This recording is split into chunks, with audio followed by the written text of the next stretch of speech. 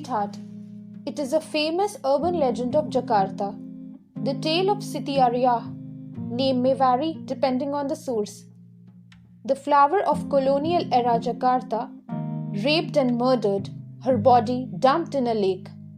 Her restless spirit haunts the Angkol Bridge, where a street painter famously finished a half sketch of her face before the sweetheart disappeared before his very eyes. How famous was the sweetheart of Angkol Bridge? They made a TV show about her during the 90s. Nina Bobo. Nina Bobo, oh Nina Bobo. A lullaby sung to a child during the colonial era who died of illness but demands the lullaby kept being sung by people. Singing the lullaby to a sleeping infant summons her in their vicinity. Fret not, for Nina arrives to protect the child from evil. In some stories anyway. Wanna scare the living daylights out of the Indonesians?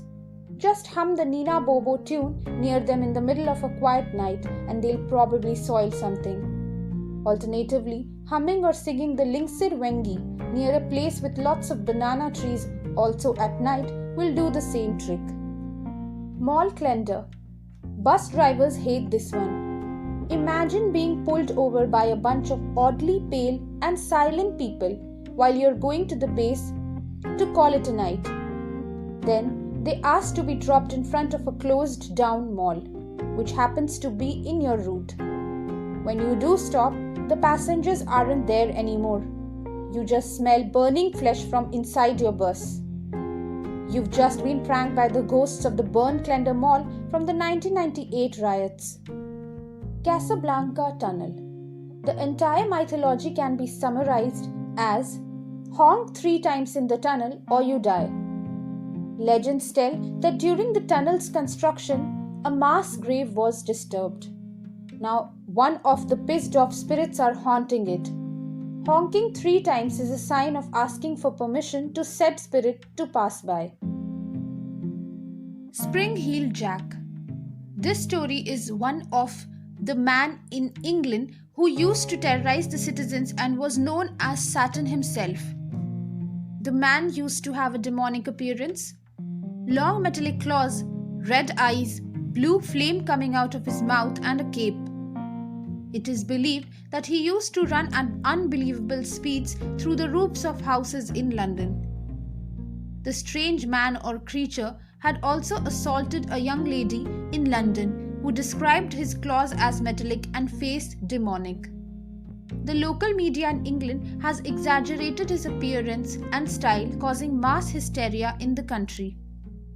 The creature was last seen in 1872 after 45 years from the first reported case.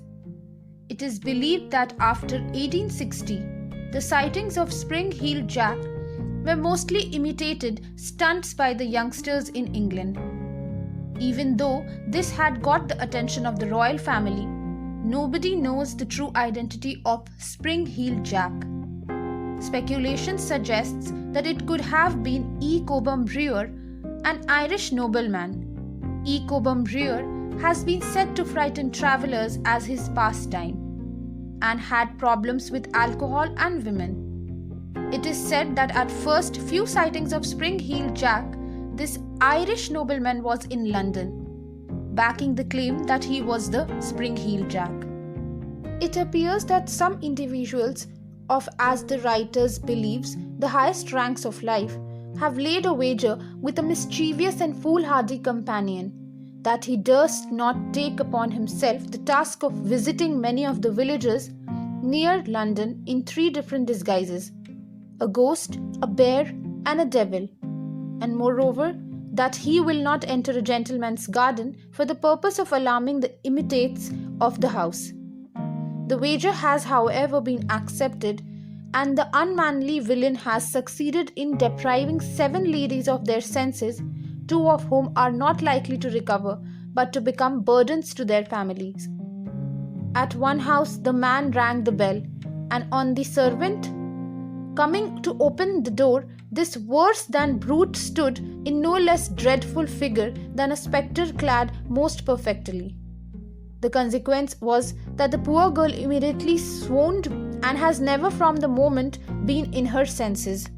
The affair has now been going on for some time, and strange to say, the papers are still silent on the subject. The writer has reason to believe that they have the whole history at their finger ends, but through interested motives are induced to remain silent.